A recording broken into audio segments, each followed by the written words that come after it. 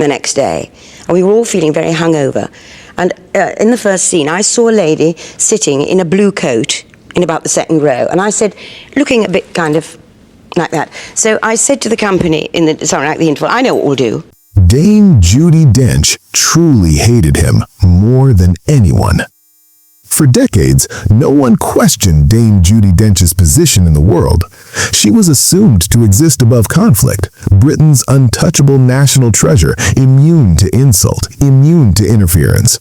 She wasn't merely respected, she was revered. On stage, she didn't just perform Shakespeare, she commanded it. In a theater, she could still a restless crowd into absolute silence.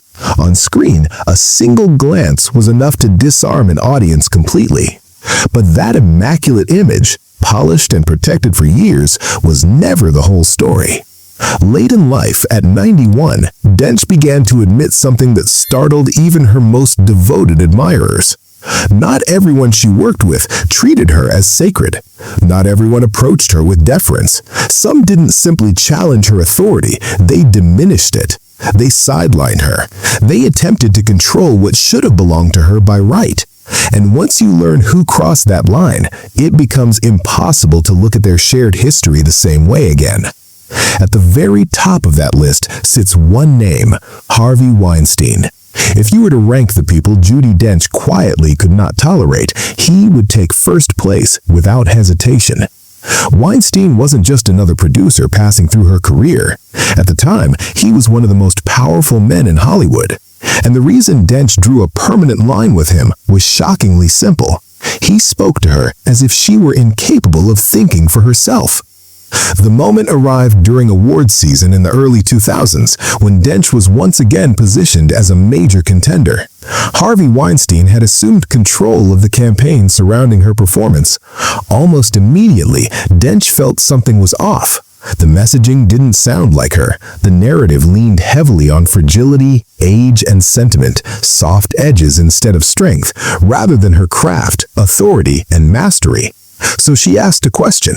She wasn't aggressive, she wasn't accusatory, she simply wanted to know who was deciding how she was being presented to the world. That question led to a private meeting in Weinstein's office.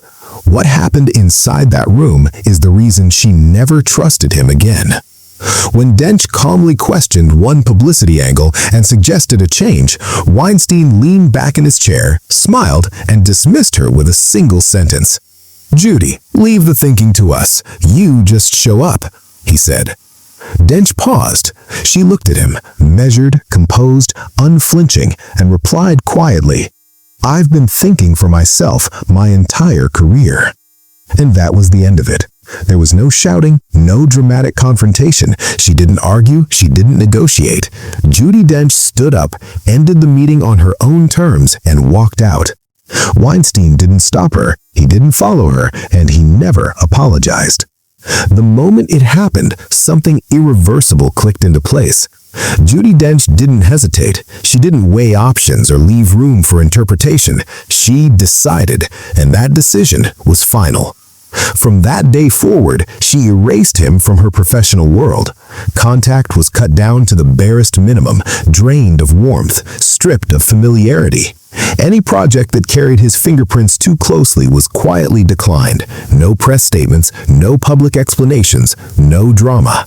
And on the rare occasions when avoidance wasn't possible, she imposed boundaries so firm they left no room for misunderstanding.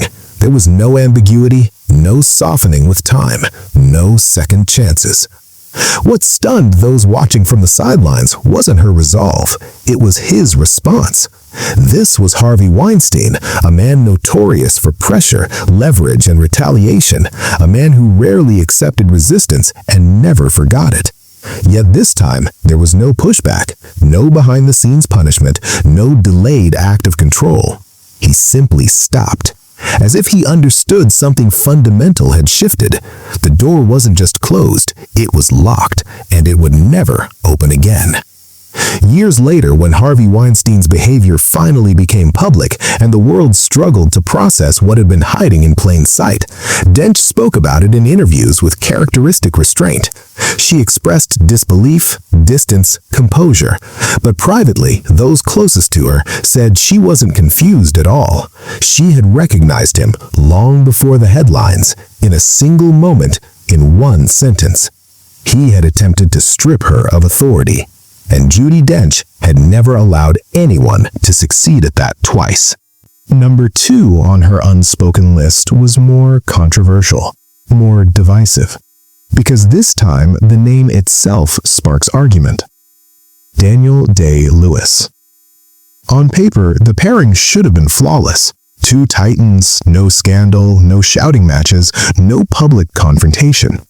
And yet, this was one of the rare instances where Dench didn't simply distance herself from a person. She closed the door and never looked back. From the first days they shared a set, Day-Lewis remained sealed inside his method. He didn't greet Dench in the morning, he didn't acknowledge her between takes. Crew members noticed how conversations stalled when he entered a room, how he paced alone, how eye contact vanished unless the camera was rolling. At first, it was excused as devotion, as discipline, as genius at work. Dench didn't see it that way. The tension became impossible to ignore during preparation for a key shared scene. Dench approached him quietly, script in hand, hoping to discuss pacing, intention, emotional emphasis, the craft of the moment. Day-Lewis never looked up. He never met her eyes. He never said her name. There was a pause, then Dench spoke, calm but unmistakably firm. "Daniel, I'm speaking to you, not the character." He didn't respond. Not a word, not a glance. It happened in front of the entire room. The silence landed heavily, too loud to ignore, too public to dismiss. Later that same day, she tried once more, suggesting they run the scene together before filming. Day-Lewis refused. He said truth could only exist inside the take, that rehearsal would contaminate it. The conversation ended before it truly began, and with it, whatever chance there had been for mutual respect. From that moment on, communication didn't just slow, it froze. Crew members would later recall the atmosphere on set. Judi Dench standing quietly between setups, hands folded, her script pressed gently against her chest, composed and self-contained, while Day-Lewis remained unreachable, sealed off inside himself. There were no confrontations, no raised voices, just distance. Thick, unmistakable distance. Years later, Dench finally gave words to what had happened, choosing them with the same precision she brought to every line she ever delivered. "I find it difficult when people refuse to acknowledge you as a human being." The sentence wasn't vague, it wasn't philosophical, it was exact, and it was personal. She never attacked him, she never questioned his brilliance or challenged his reputation. In public, she continued to praise his talent, just as she always had. But in private, she made a decision that left no room for negotiation. She would never work with him again. Then there was number 3, Kenneth Branagh. When the protégé publicly corrected the master, a question took root, one that has quietly haunted British theatre circles for years. When did Kenneth Branagh decide he no longer needed to listen to Judi Dench? Whatever happened between them never felt like a routine creative clash. It felt deeper than that, like a quiet rupture, one that never truly healed. Their relationship hadn't begun with tension, it began with admiration. Early in his career, Branagh openly revered Dench. He studied her timing, her command of language, her discipline on stage. She represented everything he aspired to master. Dench, in turn, respected his ambition, his intensity, his raw, almost explosive energy. For a while, they were seen as the perfect bridge between generations, tradition meeting reinvention. But it didn't last. The shift came during rehearsals for one of Branagh's Shakespeare projects in the early 1990s, just as his fame was surging. Dench arrived as she always did, fully prepared, every line examined, every beat understood. She offered a version of a scene she had worked through privately, expecting what she had always welcomed: discussion, exchange, refinement. Instead, Branagh stopped her. In front of the cast and crew, he dismissed her interpretation outright. He told her she was overthinking the rhythm. He suggested she should trust the speed and freshness he wanted, subtly implying that her approach belonged to an older way of working. The room went silent. Dench was not offended by disagreement. Debate had shaped her entire career. What stunned her was the setting and the messenger. Being corrected publicly by someone who had once sought her approval landed differently. The balance of power had shifted, and Branagh seemed determined to make sure everyone felt it. From that moment on, everything changed. The tone in rehearsals hardened, conversations tightened. What had once been mutual respect gave way to strain, and the air between them was never the same again. Decisions began arriving faster, so fast there was no longer space to shape them. Conversations that once sculpted scenes were quietly replaced by choices already finalized. The room moved forward without pausing. Judi Dench noticed immediately. She didn't protest, she didn't challenge authority or raise her voice. She did what she has always done when pushed into a corner. She became sharper, more exacting, more deliberate. Every choice tightened. Every pause stretched longer. Words gave way to written notes. Silence began doing the speaking. What hurt most wasn't disagreement, it was erasure. Dench didn't feel pushed aside as an actress. She felt dismissed as a mentor, someone whose decades of lived experience had suddenly lost its gravity. People still listened, technically, but they no longer leaned in, and in rooms like that, the difference is everything. When the project wrapped, there was no fallout anyone could point to. No angry interviews, no leaked stories, no dramatic rupture. Judi Dench did what she has always done once a line is crossed. She stepped away. There were no future collaborations. They didn't end. They simply never happened. And when Kenneth Branagh's name surfaced in later interviews, something subtle shifted. Her tone shortened. Her words grew careful. Emotion quietly withdrew. The warmth that once lived there was gone. Today they remain civil, professional, correct. They acknowledge each other's talent. The respect is intact, but formal, distant, contained. Whatever bond once existed never found its way back. For Judi Dench, this was never about ego. It wasn't about credit or control. It was respect, being quietly withdrawn, in full view of others. And once that line was crossed, she never stepped back into the room. Number 4. Maggie Smith. The sentence that killed a friendship. For years, Judi Dench and Maggie Smith were treated as a single image, two queens of the British stage, forged by the same battles, sharpened by the same standards, fluent in the same unspoken rules of rehearsal rooms and green rooms alike. They were equals in the truest sense. They joked together in public, defended each other in interviews. Producers booked them as a pair because the industry believed their bond was unbreakable. Their chemistry wasn't just talent, it was history. That illusion cracked during rehearsals for a major West End production in the late 1980s. The tension didn't arrive all at once, it accumulated, quietly, day by day. Smith was under crushing pressure, juggling overlapping commitments and relentless press attention. The weight followed her into rehearsals. Dench, as always, stayed anchored to the work, focused, steady, precise. During a run-through of a pivotal shared scene, Dench paused, calmly, respectfully. She asked a simple question about emotional timing, nothing confrontational, nothing personal, just the work. Smith snapped. In front of the entire cast and crew, she turned to Dench and said, "If you want to direct the play, Judi, just say so." The room froze. Dench didn't respond. She didn't argue, she didn't defend herself, and yet the room felt colder the instant the words landed. So subtly, and yet so unmistakably. It wasn't the words themselves that cut the deepest, it was what they whispered between the lines. That Dench's hallmark precision, her legendary attention to detail, wasn't professionalism, it was interference. From that rehearsal onward, something irreparable had shifted. On stage, the performances stayed impeccable. Off stage, warmth evaporated. The laughter, the quiet nods, the shared understanding, they were gone. Smith leaned into sharp, biting humor like armor, while Dench retreated into calm, deliberate restraint. Conversations grew clipped, eye contact began to fade. When the production wrapped, Dench stood, thanked everyone politely, and walked away.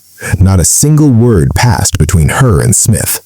Later, she would speak of her with respect, even admiration, but the closeness, the camaraderie, the fragile trust, they were gone forever. And for Dench, the wound cut deeper because it came not from a stranger, but from someone who should have known her worth. Then came number 5, Steve Coogan, the one that shattered the last shred of professional trust. The project promised lightness, collaboration, a delicate dance between wit and weight. Instead, it left her colder than any argument ever could. Coogan and Dench were paired intentionally, designed to contrast and complement. She brought structure, emotional precision, and decades of disciplined craft. He brought speed, improvisation, irony. At first, it worked, a spark, a tension that energized the scenes. But the jokes began, sharp, careless, striking where they shouldn't. And then came the line, one thoughtless, flippant remark that did what no criticism or clash ever could. It ended the fragile trust in an instant. From that moment, Dench's method changed. She remained flawless, professional, unshakable in her craft. The stage still glimmered with excellence. Off it, she built walls taller and thicker than ever before. The laughter, the camaraderie, the subtle human connection vanished. She admired his timing. He seemed genuinely impressed by her preparation. For a fleeting moment, their working rhythm felt effortless, almost natural. But that fragile ease is shattered during an early table read. Dench paused mid-scene, her voice calm but probing, asking about the emotional spine of a line, why it landed where it did, what gave it weight. Before the director could answer, Coogan leaned in with a grin, tossing out a quip meant to get a laugh. "The audience isn't writing a thesis, Judi." The room erupted in chuckles. Dench did not, and in that heartbeat, the dynamic between them shifted. What had once been smooth, collaborative rehearsals became jagged and unpredictable. Coogan riffed, bending lines to his whim, reshaping dialogue as he pleased. Dench clung to the architecture she had painstakingly built, controlled, precise, unyielding. Her notes were met with laughter, deflecting rather than engaging, turning conversations into a one-sided performance. Crew members began noticing subtle changes. She lingered longer before speaking, measuring every word. She stopped pushing for adjustments, letting scenes unfold without her guidance. She became a watcher, a guardian of precision rather than an active participant. The breaking point came during a rewrite session. Coogan suggested trimming one of Dench's monologues, framing it as a playful tweak, more charm, less lecture. What he called a gift, she felt as erasure. Her work, her careful choices, reduced to a punchline. The laughter that followed didn't soften the blow. It marked the moment when collaboration quietly turned into a battlefield. It wasn't received the way he expected. Dench closed her folder deliberately, lifted her eyes to meet his for a single measured moment, and said nothing. Just like that, the conversation ended. No anger, no words, only silence. After the project wrapped, she never mentioned him again. Interviews came. Inescapably, questions circled back to his name, and her answers were clipped, neutral, drained of warmth. No criticism, no praise, only distance, a wall that grew taller with every passing day. They never worked together again. No calls, no offers, no attempt at reconciliation. Over time, it became clear. For Dame Judi Dench, this wasn't about ego, power, or status. It was about something far more fundamental, respect for the craft itself. And when humor and flippancy dismissed that respect, the door closed. Permanently. These weren't the moments that make headlines. No screaming arguments, no viral controversies, just quiet, almost invisible shifts that changed everything. A glance, a pause, a professional bond quietly fractured beyond repair. Once respect vanished, Dench never allowed it back. She didn't shout, she didn't storm out, she simply walked away, letting the silence speak louder than any words ever could. So, were those moments truly unforgivable? Share your thoughts in the comments, and don't forget to like and subscribe for more behind-the-scenes Hollywood stories.